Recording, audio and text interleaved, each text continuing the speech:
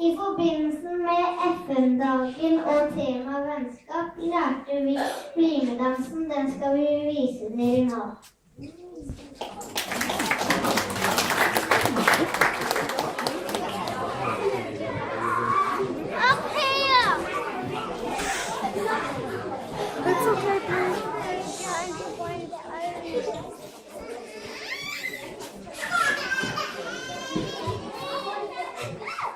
Yeah.